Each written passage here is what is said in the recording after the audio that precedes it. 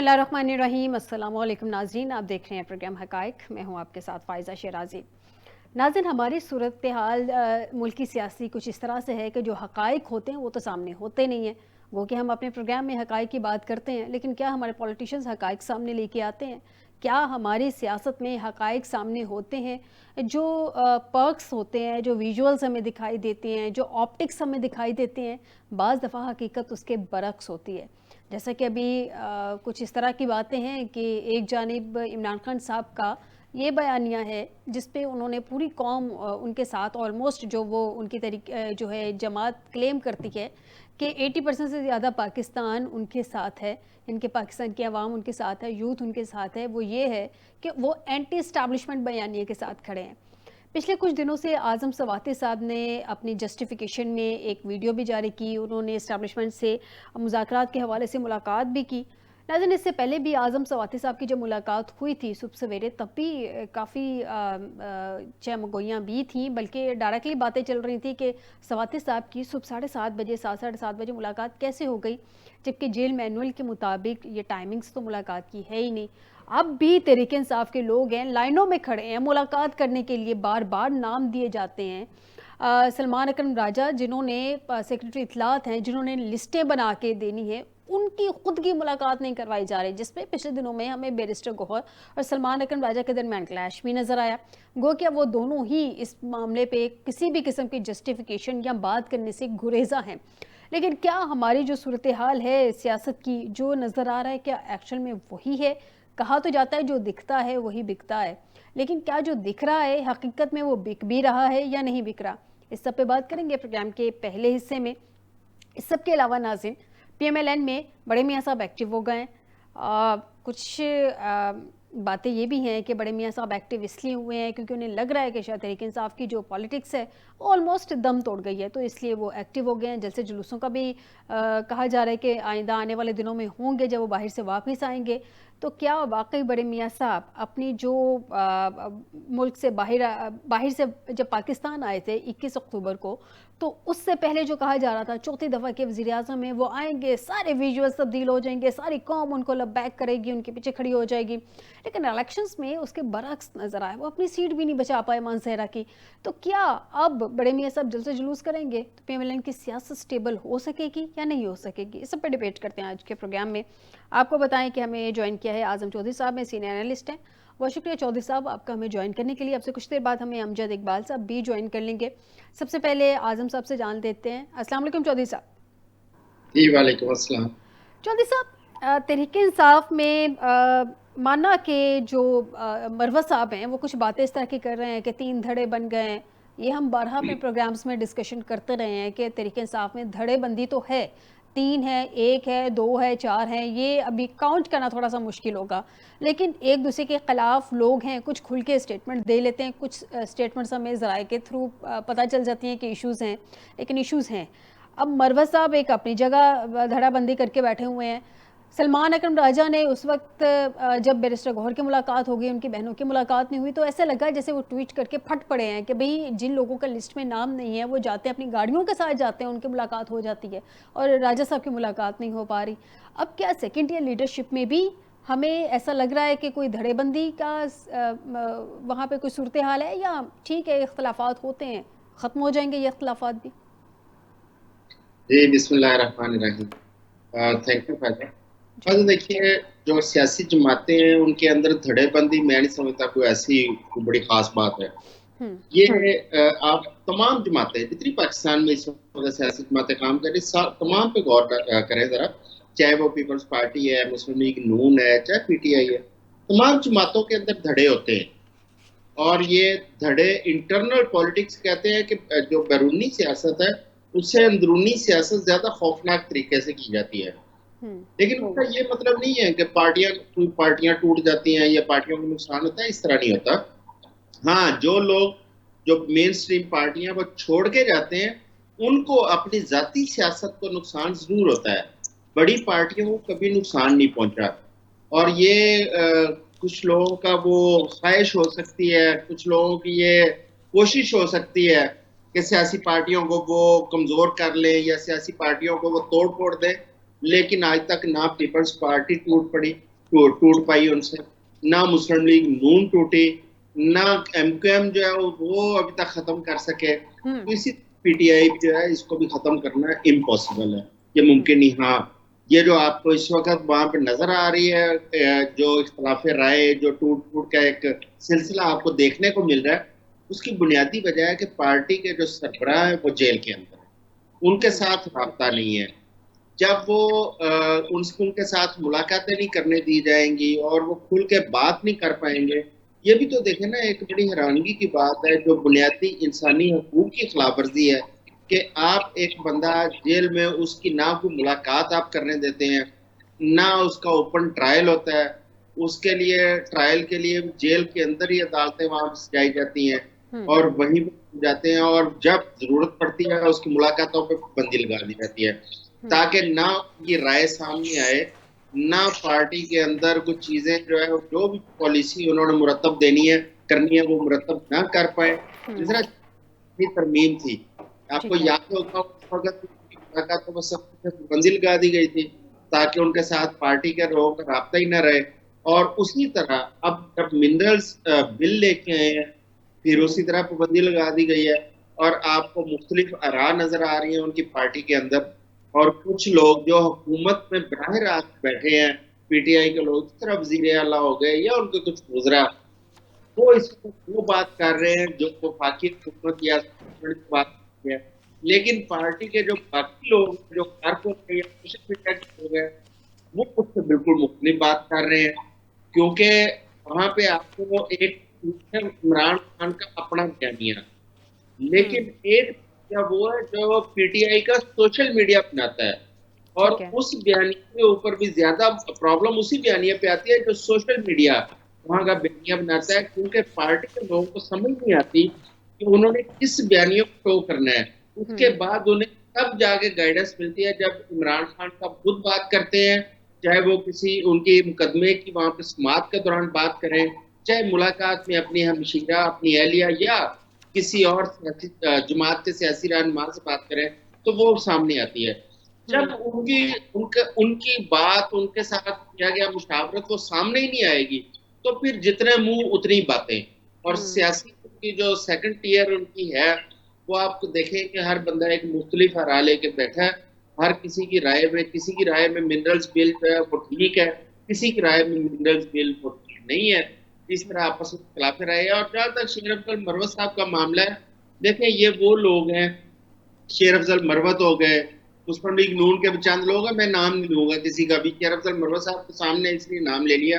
जी। अब ये लोग हैं जिनसे कहते हैं कि वो कश्ती छूट जाती है उनसे।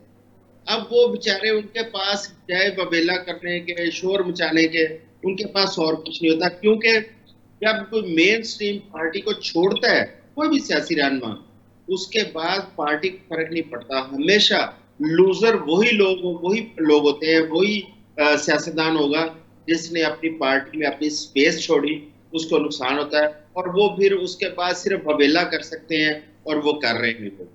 दुरुस्त कह रहे हैं चौधरी साहब। नाज़रीन, आपको बताएं कि हमें अमजद इकबाल ज्वाइन कर चुके हैं। अमजद इकबाल साहब, बहुत शुक्रिया आपका हमें स्टूडियो में ज्वाइन करने के लिए। बहुत शुक्रिया इकबाल साहब, आपका। मुझे ये बताइए कि तहरीक इंसाफ में ऐसे लग रहा है कि धड़ेबंदी है, कुछ का तो निशानदही उन्होंने की, मरवत साहब ने की है, जिसमें मैं सेकंड करती हूँ चौधरी साहब की बात को कि मरवत साहब ने भी ये बात की है कि पीटीआई का जो सोशल मीडिया है वो भी एक पार्टी बना हुआ है। जैसे अभी चौधरी साहब ने भी बात की कि एक बयानिया वो है, या एक पार्टी को लेके चलने के लिए स्टेटमेंट्स आती हैं सोशल मीडिया की जानिब से जो तहरीक इंसाफ का है, एक फिर उसके बाद जो अब सेकेंड ईयर लीडरशिप है वो जब बानी से भी मुलाकात करती है, तो हर एक की जो मुलाकात करता है उसकी अपनी स्टेटमेंट होती है बाहर आके। अब सूरत हाल ये है कि ऐसा लग रहा है कि जैसे पार्टी या तो टूट रही है, या बहुत सारी पार्टी हमारे यहाँ पे एक तारीख रही है कि बाज़ पार्टियों को तोड़ा जाता है ऑन पर्पस। इसमें कोई दो राय नहीं है, तरीके से आपको तोड़ा गया है, बहुत सारे लोग प्रेस कॉन्फ्रेंसेस करके दूसरी पार्टीज में चले गए। क्या अभी भी ये जो आपस धड़ेबंदी है, गंडापुर साहब अटैक कर रहे हैं अपने साथियों के ऊपर, जो अजीब तरह के स्टेटमेंट्स हैं, अभी भी पार्टी तोड़ने का सिलसिला जारी है, या पार्टी खुद ब खुद एक नेचुरली टूट रही है?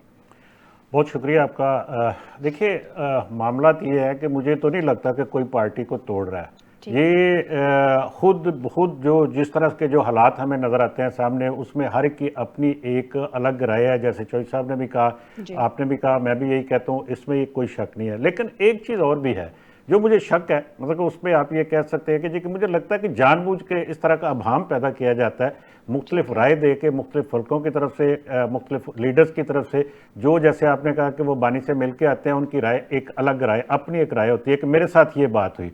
ये शायद बानी जानबूझ के हर बंदे के साथ मुख्तलिफ बात करते हैं ताकि मुख्तलिफ मामलात के ऊपर, जैसे ये मिनरल का बिल का आप जिक्र कर रहे थे, ठीक है, इसके ऊपर ये किसको नहीं पता कि ये कितना इंपॉर्टेंट है और कितना इससे फ़ायदा खैबर पख्तूनख्वा के अवाम को, खैबर पख्तूनख्वा के सूबे को और पूरे पाकिस्तान को किस तरह से फ़ायदा हो सकता है। अब कोई ऐसी जितने भी, अब हम पिछले जब से उनको वजारत उज़्मा से हटाया गया, हमने देखा कि हर मामले में कोई ना कोई रुकावट डालने की कोशिश की गई पीटीआई की तरफ से। तो इस मामले को अगर आप डायरेक्टली सीधी सीधी मुखालफत नहीं करते तो इस तरह का अभाम पैदा करते हैं पार्टी के अंदर के जी कोई एक बंदा कर रहा होना चाहिए, दूसरा कह रहा नहीं होना चाहिए, तो कम अज़ कम ये लटका दिया जाए उस वक्त तक जब तक ये सबको उनको मौका नहीं दिया जाएगा जी कि हम मुलाकात करेंगे, उनकी राय लेंगे, फिर उसके बाद फैसला करेंगे करना क्या है। फिर उसमें कई चीज़ें ऐसी डाली जाएंगी या कहा जाएगा कि इसमें ये नहीं होना चाहिए, ये SIFC का रोल नहीं होना चाहिए, इसमें जनाब वफाक का रोल नहीं होना चाहिए।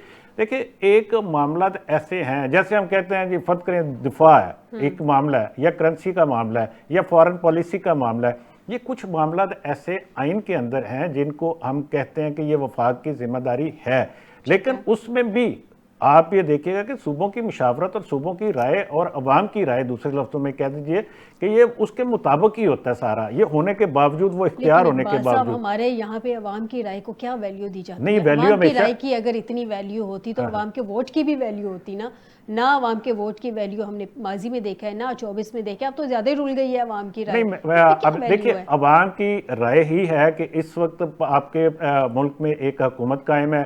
अवाम की राय ना होती तो इस वक्त मार्शल लॉ होता, खुदा न खास्ता, ठीक है। अवाम की राय है तो हम बैठ के ये बात कर रहे हैं और आज़ादी के साथ बात करते हैं। मार्शल लॉ तो हमने भुगते हैं ना, तो अवाम की राय नहीं थी उस वक्त, भुगते हैं। हम कहते थे कि ये मार्शल लॉ है। सर, उस वक्त भी किसी ने थोड़ी पूछा था अवाम से कि मार्शल लॉ लगने, उस वक्त में जिसने लगाना नहीं तो लगा दिया ना, मैं तो यही आपसे कह रहा हूँ कि लगा दिया मार्शल लॉ ना, लग गया मार्शल लॉ के जी कि ये जनाब कोई अवाम की राय नहीं, जो कुछ करना है वो फर्द वाहिद ने करना है। और ये एक दफ़ा नहीं, 4 दफ़ा ये ऐसे हुआ है। कोई एक दफ़ा की बात हो तो फिर तो हम कहेंगे जी कि वो इत्तफाकन हो गया था, लेकिन ये ऐसे होता रहा। अब अगर हम जब बात करते हैं उसमें इख्तलाफ ये हो सकता है कि जी कि मेरी राय नहीं है, जी मेरी राय ये है तो उसके मुताबिक ये सारा कुछ होना चाहिए, वो नहीं है। आपकी राय वो उसके अगर बरक्स है और आपके साथ 4 लोग और हैं, मौजूद हैं, तो वो हो रहा है और उसको होना चाहिए। कहाँ इसमें ये होता ये ज़रूर है कि जैसे कुछ मामला ऐसे होते हैं जिनको ये समझिए कि जी कि हो सकता है कि वो मुल्क के मुफाद में या वसी तार, जिसको हम कहते हैं एक टर्म इस्तेमाल की जाती है कि वसी तार कौमी मुफाद में कुछ चीज़ें ऐसी होती हैं जिनको हमें संभल कर और रोक कर चलना चाहिए, उनको छोड़ के बाकी सारा कुछ अवाम की राय के मुताबिक ही हो रहा है। लेकिन अमजद साहब, मेरा पॉइंट एक और ले लें, उसके बाद मैं चौधरी साहब से भी सेम पॉइंट पे आंसर चाहूंगी कि ये तो तमाम सियासी जमातें करती है ना, गुड कॉप बैड कॉप हर सियासी जमात खेलती है। हाँ। अब छोटे मियाँ साहब हैं, वो बहुत बीबे बच्चों की तरह साथ एक पेज पे चलते हैं। बड़े मियाँ साहब हैं, उनकी कभी अपने दौर इक़्तिदार में इस्टेब्लिशमेंट से नहीं बनी, पहले 2 ढाई 3 साल बनती है, उसके बाद 1 पेज फट जाता है, हमेशा उनको घर जाना पड़ता है, कभी उन्होंने अपने 5 साल दौर इक़्तिदार पूरा नहीं किया। पीपल्स पार्टी की हुकूमत है, पीपल्स पार्टी में देख लें बिलावल साहब बड़ी हार्श किस्म की स्टेटमेंट देते हैं, उसके बाद बैकफुट पे उनको खींच लिया जाता है, जरदारी साहब मुफाहमत के बादशाह। तो ये किस पार्टी में नहीं होता, गुड कॉप बैड कॉप? तो मेरे ख्याल में सारी सियासी जमातें। तो मैं यही बात कर रहा हूँ ना कि ये पार्टी के अंदर एक पॉलिसी हो सकती है ना कि जी आप मुख्तलिफ ग्रुपों में तकसीम होकर चीज़ों के अंदर अभाम पैदा करें, चाहे वो मुल्क के मुफाद में हो चाहे ना हो, चाहे अवाम के मुफाद में हो चाहे ना हो, लेकिन वो पार्टी के मुफाद में ये है कि हुकूमत को कोई बेनिफिट ना मिल जाए, कोई प्लस पॉइंट वहाँ ना चले जाए। लेकिन हमें ये ज़रूर सोचना चाहिए कि यार इस तरह करने से, इस तरह के मामला करने से कहीं हमें ओवरऑल मुल्क का नुकसान तो नहीं हो सकता, कहीं कोई ऐसा तो नहीं नुकसान पहुंच रहा जिससे हमारी कोई अक्रॉस आप कह सकते हैं कि ओवरऑल कोई नुकसान ऐसा हो सकता है जिसका हम अजाला ना कर सकें। इन चीज़ों के ऊपर थोड़ा सा कंप्रोमाइज़ करना चाहिए। अपोजिशन का भी किरदार होता है, हुकूमत का भी होता है, सबको साथ मिल के चलना चाहिए। लेकिन सिर्फ इस वजह से अभी देखिए, ये पिछले जब बिल पास होना था उस वक्त भी, और उसके बाद ये हमने वक्तन फक्तन हम देखते रहे कि जी कि ये होता है कि जी कि शर्त क्या होती है जी मुलाकात करा दें, मतलब मुलाकात करवा दें, चलें अच्छी बात है कि जी आप राय लेना चाहते हैं, आप ये कहें कि राय लेनी है, फिर कहें कि जी नहीं जी ये सलामती कमेटी का मीटिंग है, इसमें उनको बुलाएंगे तो फिर ये मीटिंग होगी, वरना हम नहीं जाएंगे।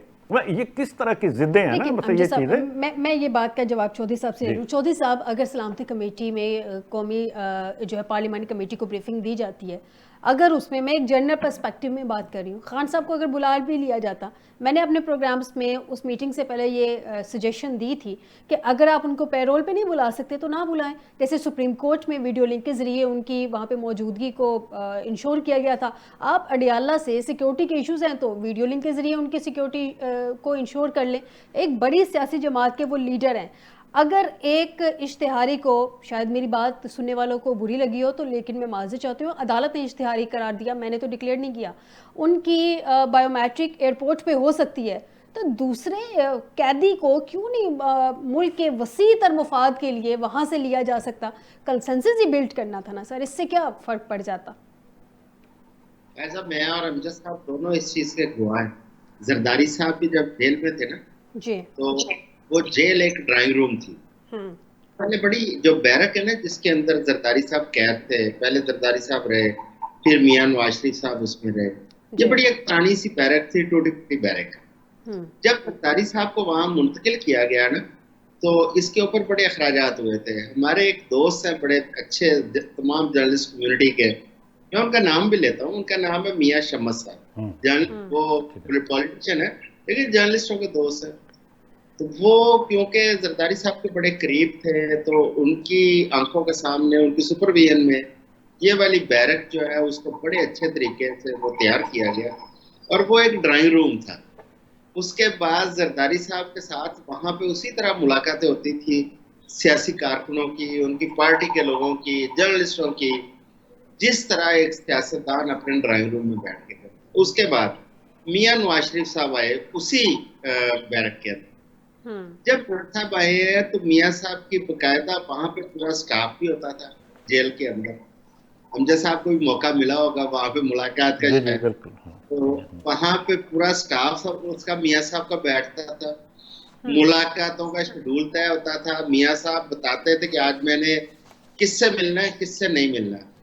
घर से खाना तैयार होके आता था। अच्छा। और वहां पे सारा दिन तांता पड़ा रहता। अब देखें, एक साबिक सदर, एक साबिक वजीर आजम, ठीक है, उस वक्त जरदारी साहब तो खैर सदर से पहले के गिरफ्तार हुए थे, बाद में नहीं हुए, लेकिन वो साबिक वजीर आजम के शौहर थे। अब बात यह है कि आपने एक साबिक वजीर आजम और गिरफ्तार किया है, इमरान खान। आप कम से कम जो उसके बुनियादी हकूक है, इंसानी हकूक है, वो तो उसको दे। अगर वो मुलाकात करना चाहता है तो मैं समझता हूँ कि एक साबिक वजीर आजम क्या, हर कैदी का एक कानूनी हक है, बुनियादी हक है जो मुलाकातें कराते हैं। और एक पॉलिटिशियन जो कि साबिक वजीर आजम रहा हो, उसका हक बढ़ जाता है क्योंकि उसकी क्लास भी अपग्रेड हो जाती है। लेकिन यहाँ पे गंगा बह रही है। अगर इमरान खान के घर से खाना आता है तो आपने देखा है कि हमारी कुछ गुजरा यहाँ पे पवेला कर रही होती है कि इतने लाख रुपए का देसी मुर्गा खा गए। भाई आपने सरकारी खजाने से दिया देसी मुर्गा उनको? आपने देसी घी दी? उनके घर पे अगर आए हैं तो उन्होंने लाखों क्या के करोड़ों का खा लिया है, तो आपके घर से भी तो आया करता था। उस वक्त तो कोई पवेला नहीं करता।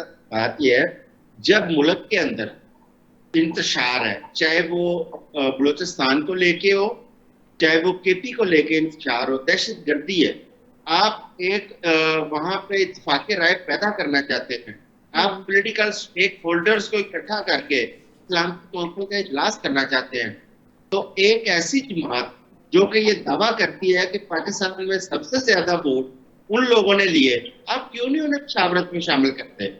अगर आप उनके साथ मुशावरत करेंगे, अगर वो नहीं चाहते, तो आपके पास तो बड़ा खूबसूरत जवाब है, कौम के सामने रखे कि देखें जी, ये कौमी मुफाद का मामला था, हमने पीटीआई को इनवाइट किया, इमरान खान साहब को इनवाइट किया। पाकिस्तान में ट्रेन जो है वो हाईजैक हो रही है, उस पर दहशतगर्दी के खात्मे के लिए हम ये करने जा रहे हैं, तो वो नहीं आए। आपके पास एक ऐसा जवाब है। लेकिन अगर आप बुलाएंगे ही नहीं तो ऑब्वियसली आपके ऊपर सवालात उठेंगे, उंगलियां आपकी तरफ उठेंगी। हुकूमत के कई ऐसे मुफादात हैं कि उनको नहीं साथ लेके बिठा रहे। अब अगर ये मिनरल्स की बात है तो आप देखें 26वीं आईनी तरमीम जब की गई तो देखिए क्या कौन सी ऐसी तरमीम मुल्क या कौम का फायदा दे सकती है जिसको गैर कानूनी तरीके से किया जाए, जहां पे एमएनए अगवा करने पड़े, जहां पे घरों पे छापे मारने पड़े, खवातीन और बच्चों को डरा के एक तरमीम आप मंजूर करवा रहे हैं, तो उसमें कौन सी अच्छाई हो सकती है। इसी तरह आप मिनरल्स बिल लेके आए हैं, आप उसको ओपन करें। आपने इस्लामाबाद में कॉन्फ्रेंस करवाई है, तमाम चीजें ओपन करें, कौम के सामने रखें, क्योंकि इस कौम ने बड़े धोखे खा लिए हैं, चाहे वो मिनरल्स का मामला हो, चाहे पाकिस्तान की इकोनॉमी का मामला हो, चाहे पाकिस्तान की पावर जनरेशन का मामला हो। ये देखिए ना, अभी हम जो पूरा मुल्क जलील हो रहा है, ये आईपीपीज के चक्कर में हो रहा है। इनके साथ वो ना मुआहदे किए जाते, आज इतनी इतनी महंगी बिजली ना खरीदनी पड़ती, आज हमारी जो 25% इंडस्ट्री बंद हुई है वो इंडस्ट्री बंद ना होती, और हम भी जो है ना अपने पांव पे खड़े होते, हम यहाँ पे अपनी प्रोडक्शन कर रहे होते और हम एक्सपोर्ट्स करते। लेकिन चौधरी साहब 26वीं तरमीम की एक लॉजिक ये भी पेश की जाती है कि हमने जो केसेस की पेंडेंसी थी उसको ख़त्म करने के लिए जजेस की जो तादाद है उसमें इजाफा किया है। बज़ाहिर तो ये कहा जाता है मौजूदा हुकूमत की जानिब से कि हमने अदलिया को स्ट्रेंथन किया, लेकिन स्ट्रेंथन किया या अदलिया को स्ट्रेंथन होने से रोका गया, ये तो सबके सामने, इस पर तो बारहा डिबेट हो चुकी है। इकबाल साहब मुझे ये बताइए कि आपके ख्याल में खान साहब की रिहाई में सबसे बड़ी रुकावट क्या है? जो मरवत साहब ने कहा, जो सोशल मीडिया के हवाले से बातचीत की जा रही है और जो कहा जा रहा है बार बार कि एक सोशल मीडिया तहरीक इंसाफ का जो उनकी बड़ी हार्ड लाइन लेता है, तो ये सबसे बड़ी रुकावट है। तो क्या एक सोशल मीडिया इतनी हार्ड लाइन अगर ले भी ले तो हम यहाँ ना तो मेन स्ट्रीम पे उनकी कोई तस्वीर चलाते हैं, ना उनके कोई स्टेटमेंट चलाते हैं, ना ऐसी कोई बात चलती है, तो अगर सोशल मीडिया पे कोई चीज़ चल भी जाती है तो वो क्या इतनी हार्ड लाइन हो जाती है कि आगे बात ही नहीं बन सकती? नहीं, देखिए इस वक्त अगर माजरत के साथ अगर मैं ये बात करूं कि इस वक्त डोमिनेट कर रहा है सोशल मीडिया, ठीक है, मेन स्ट्रीम मीडिया ठीक है, इसकी अपनी एक अहमियत है, प्रिंट मीडिया की अपनी अहमियत है, उससे इनकार नहीं है, लेकिन इस वक्त डोमिनेट कर रहा है जो वो सोशल मीडिया कर रहा है। सोशल मीडिया पे हर चीज खुल के आ गई है ना? जी जी, खुल के आना एक और बात है, लेकिन उसके ऊपर अगर आप एक फेक न्यूज़ के ज़रिए से प्रोपेगेंडा करेंगे ना, वो एक अलग बात है। लेकिन मैं थोड़ी सी बात इस पर मैं बात करता हूँ, लेकिन जैसे अभी चौधरी साहब ने कहा कि जी कि जरदारी साहब तकरीबन 11 साल वो कहते हैं कि अंदर है, चले थोड़ा बहुत ऊपर नीचे हो सकता है। इसी तरह से नवाज शरीफ साहब रहे वहाँ पे ड्राइंग रूम। वैसे तो अभी देखिए कि शुरू में इमरान खान साहब के लिए भी बड़ी सहूलियात, इस वक्त भी अच्छा खासा उनका खुला कमरा, ये वो जो बताई जाती है वहाँ पे उनको देखी थी जी, वो पिक्चर्स चले वो मैं उस पर बहस नहीं है, मैं बात और करने लगा। मैं ये एक बात कर रहा हूँ कि जो इस वक्त आप कह रहे हैं कि थोड़ी सहूलियात उतनी नहीं है या उससे ज्यादा, मैं कह रहा हूँ कि यार ये एक अलग है। लेकिन मामला ये है कि क्या जरदारी साहब ने 11 साल के अंदर वफाक के ऊपर कितनी दफा चढ़ाई की थी? क्या नवाज शरीफ साहब ने कोई इस तरह की कोई कैंपेन चलाई थी जिसके अपनी फोर्सेस को आप उनको एक उनके खिलाफ आप प्रोपेगेंडा शुरू कर दें, चाहे सोशल मीडिया में या मेन स्ट्रीम मीडिया में, या उनकी पार्टी ने इस तरह की कैंपेन नहीं चलाई थी, लेकिन उन्होंने सुप्रीम कोर्ट भी तो एक अदारा है ना 97 पे, उस पे भी अटैक कर दिया। वो देखे ना, वो फिर वो जोड़ने वाली बात है ना कि आप जंप करके पीछे आप 97 में चले जाए ना। मैं इसको बात देखे, मामला ये है कि इस तरह के वाकया तो हुए, फिर मैं कहूंगा जी कि इससे पहले 65 में ये हुआ था, फिर हम ये कहते हैं कि जनाब वो जस्टिस मुनीर का फैसला यूं था, जस्टिस नसीम हसन शाह ने यूं किया था, ये चीजें तो फिर चलती जाती है ना आगे। लेकिन मैं चूंकि ताज़ा तरीन जो हवाला जो हुआ उसके वाले से बात कर रहा हूँ कि देखिए जब ये बात होती है कि इसमें अगर किसी ने इस तरह का नहीं किया था, तो इसमें जो रुकावट की आपने बात की, इसी में जवाब होगा उसका कि अगर इमरान खान साहब सिर्फ इस बात को छोड़ दें कि मैंने जनाब अटैक करना है, अब उन्हीं के साथ मुज़ाकरात की बात हो रही है ना, जो बात हो रही है उनके जिनके खिलाफ आपने कैंपेन चलाई सोशल मीडिया के ऊपर, आज भी चल रही है, कुछ हिस्सा जिसके ऊपर एतराज़ आता है, आप वो बंद करवा दें। आप उनके साथ बातचीत करना चाहते हैं तो फिर आपको सीज़फायर करना पड़ता है ना, किसी के साथ आप बैठना चाहते हैं, बात करना चाहते हैं, लेकिन उनकी रहाई में सबसे बड़ी रुकावट मैं ये कहता हूँ कि उनका अपना रवैया है। पहली बात तो ये है। दूसरी बात यह है कि उनके केसेस हैं, जो केसेस हैं उनको केसेस को, हाँ ठीक है कि उन केसेस को आप किसी तरह से आप ख़त्म करवा सकते हैं, जिस तरह से आपने कहा कि यहाँ पे हो जाता है, इसमें मुल्क के अंदर ऐसे होता है, एक दिन में केसेस ख़त्म भी हो जाते हैं, बन भी जाते हैं, ये बातें ठीक है आपकी बात, लेकिन उनका एक प्रोसीजर है। लेकिन उसके लिए आप माहौल तो पैदा करें, सिर्फ इस वजह से कि चूँकि ये एक बंदा बड़ा उसका इन्फ्लुएंस है अपने लोगों के ऊपर, सोशल मीडिया के ऊपर, ये जनाब इदारों को भी आप रगड़ देगा, सियासतदानों को भी रगड़ देगा, इसलिए इससे बच के ना, इसको जो कहता है वो मान ले। इस तरह से नहीं चलती चीजें। आपको एक कदम पीछे हटना पड़ता है, दूसरे को स्पेस देना पड़ती है। आप भी स्पेस लो, फिर बैठ के आप बात करो, फिर जो भी उसमें निकलता है, अगर आपको रिहाई मिलती है रिहाई लो। अगर आप एक तरफ कहते हो कि जी मैं, क्या आप चाह रहे हैं कि वो एनआरओ टाइप की सूरत तो यही सूरत हाल, और क्या मांग रहे हैं, और क्या मांग रहे हैं ना। देखिए दूसरी बात इसमें और क्या बात हो रही है इस वक्त, अगर बाहर आने की बात होती है तो इसके पीछे और क्या है। देखिए स्टेटमेंट्स तो उनके लीमा बीबी के हाथ की ही जाती है ना, कि वो कहते हैं फिर वही बात आ जाती है ना, मुझे कोई जरूरत नहीं है, अगर इस तरह से बाहर आना है तो बात ये नहीं है अलीमा बीबी के बयानात की। मैं समझता हूँ कि जी के देखिए उनके अपने बयानात, वो मैं उसको डिस्कस नहीं करना चाहता, लेकिन मामला ये है कि उनकी इतनी अहमियत नहीं है उनके बयानात की, ठीक है, इस तरह। लेकिन एक चीज जरूर कहना चाहूँगा, एक चीज ये है कि जो अभी जो मिनरल बिल की बात हो रही है ना, कि जज साहब बात कर रहे थे कि इसको ओपन होना चाहिए। मिनरल बिल तो खैबर पख्तूनख्वा असेंबली में है, वहां पे ओपन कर दे उसको, काम उसमें क्या ढका छुपा है। दूसरी बात यह है कि जो बात इसमें अभी जो कॉन्फ्रेंस हुई है वो भी सारी दुनिया ने देखी है, वहां पे ओपन था वो सारा सिलसिला, उसमें कुछ भी छुपा हुआ नहीं था। पहली बात तो यह है कि देखिए हम बात कर सकते हैं कि इनको ओपन किसने करना है, वो बताएं। इसमें जो गंडापुर साहब हैं वो पार्टी उनकी अपनी, चूंकि उनकी अपनी जो अंदर की लड़ाई है, इख्तियार की लड़ाई है, वो पार्टी टूटने की बात है, वो उनके इख्तियार की लड़ाई है कि जी सीएम बनने की वहां पे दौड़ लगी हुई है किसी तरह से, कि गंडापुर को किस तरह से आप हटा के मैं बन जाऊं वज़ीर आला।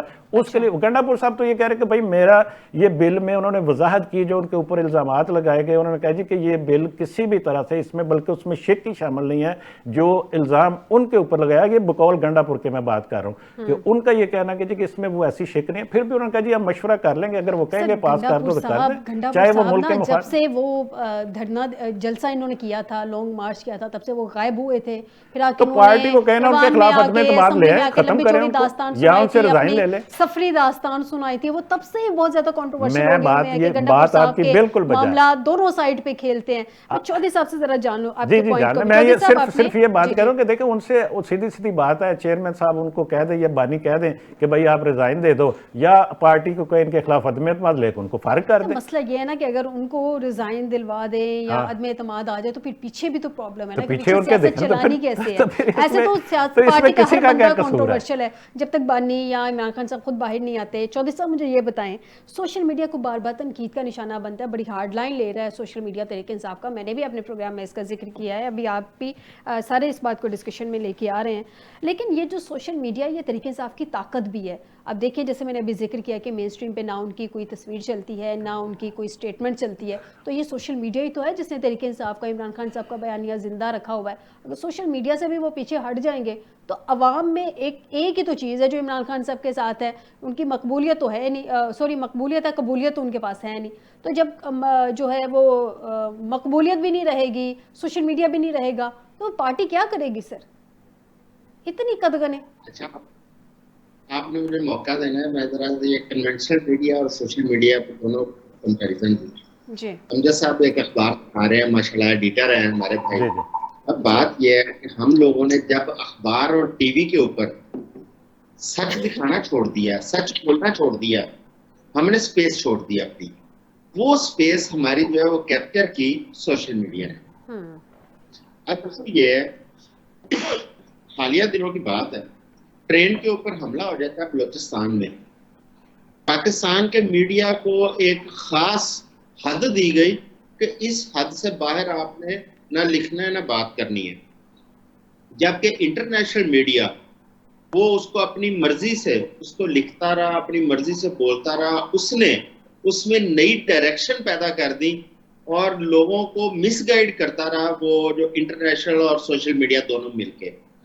जब आप अपने कन्वेंशनल मीडिया को कमजोर कर देंगे, आप उसको लिखने बोलने की इजाजत नहीं देंगे, वो जो स्पेस पैदा होगी वो किसी ना किसी ने वो स्पेस कैप्चर करनी है, वो सोशल मीडिया ने स्पेस कैप्चर कर लिया।